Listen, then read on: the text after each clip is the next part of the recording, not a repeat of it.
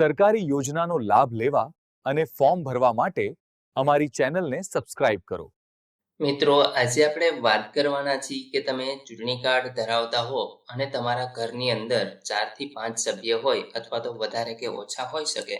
તો મિત્રો, તમારું જે એકાઉન્ટ છે એમાં તમે તમારા જે ઘરના સભ્ય છે એને એડ કઈ રીતે કરી શકો, તો સંપૂર્ણ ઓનલાઈન પ્રોસેસ હું તમને સરળતાથી કરી અને બતાવીશ, જેથી તમે પણ તમારા ઘરના સભ્યને એડ કરી શકો. તો વધારે સમય ન લેતા ચાલો શરૂ કરીએ. મિત્રો, સૌપ્રથમ તો તમારે કોઈ એક બ્રાઉઝર ઓપન કરી અને વોટર પોર્ટલ એવું સર્ચ કરાવવાનું છે. પહેલી જે વેબસાઇટ તમને જોવા મળશે voters.eci.gov.in, આ વેબસાઇટ ઉપર તમારે ક્લિક કરી લેવાનું છે.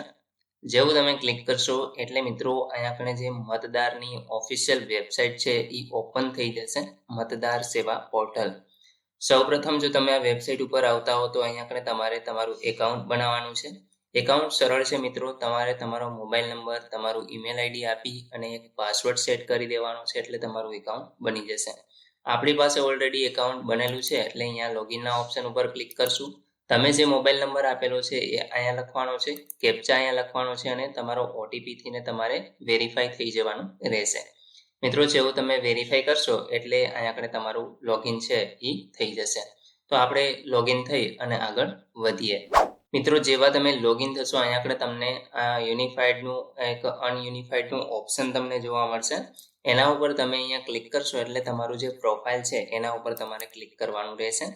જેવું તમે પ્રોફાઇલ ઉપર ક્લિક કરશો, તમારું જે ઇપિક નંબર તમે એડ કરેલો છે એ તમને જોવા મળશે. તમે જે મોબાઈલ નંબરથી રજીસ્ટર થયેલા છો એ નંબર તમને જોવા મળશે. અહીંયા આપણે ઈમેલ આઈડી આપેલું હશે તો એ પણ જોવા મળશે. અને મિત્રો, હવે આપણે જોશું કે અહીંયા સેલ્ફ એન્ડ ફેમિલી એવો એક ઓપ્શન લખેલો જ છે, જે તમે અહીંયા ન હોય તો નીચે પણ જોઈ શકો છો, પ્રોફાઇલ સેલ્ફ એન્ડ ફેમિલી.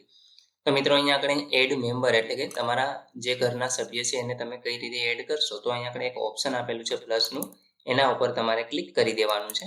અહીંયા મિત્રો તમારે તમારા પિતાનું જે ઇપિક નંબર છે એટલે કે ચૂંટણી કાર્ડ છે એને એડ કરવાનું છે. તો અહીંયા આગળ આપણે ફાધરના નેમને સિલેક્ટ કરી લઈશું. અહીંયા આપણે એમનો જે ઇપિક નંબર છે એ નાખશું. અહીંયા આપણે એમનું નામ નાખશું ચૂંટણી કાર્ડ પ્રમાણે.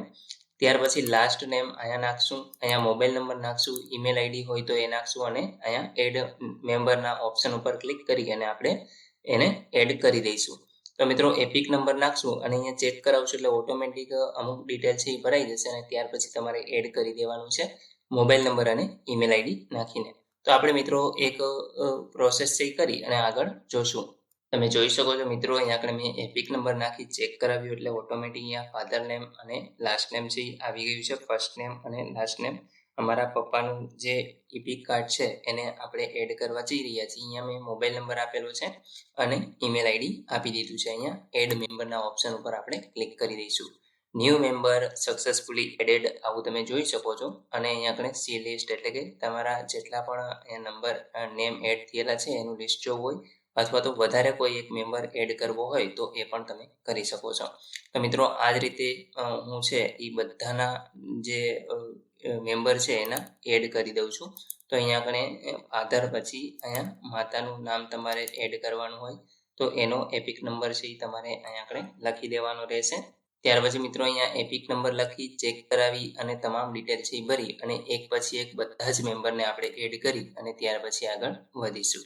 તો મિત્રો, અહીંયા તમે જોઈ શકો છો મેં તમામ સભ્યના નામ છે એ એડ કરી દીધા છે. માની લો કે આમાં કંઈ પણ સુધારા કરવા છે અથવા તો કોઈ ભૂલ પડી છે તો તમે અહીંયા એડિટના ઓપ્શન ઉપર ક્લિક કરી અને આમાં જે પણ કાંઈ ફેરફાર કરવાના હોય એ તમે અહીંથી ચેન્જ કરી અને ત્યાર પછી સેવ કરી શકો છો. તો મિત્રો, આ રીતે તમે તમારા ફેમિલી મેમ્બરના જે ઇપિક કાર્ડ છે એ તમારી સાથે એટેચ કરી શકો છો, એટલે કે એને એડ મેમ્બર કરી શકો છો. તો મિત્રો, આશા રાખું છું કે આ વિડીયોની અંદર તમને મેમ્બર એડ કરવા વિશે સંપૂર્ણ માહિતી મળી ગઈ છે. તેમ છતાં પણ કોઈ પ્રશ્ન હોય તો તમે કોમેન્ટ દ્વારા પૂછી શકો છો. આ વિડીયો ગમે તો લાઈક કરો, તમારા મિત્રો સુધી શેર કરો અને ચેનલને સબસ્ક્રાઈબ કરો. જય હિન્દ.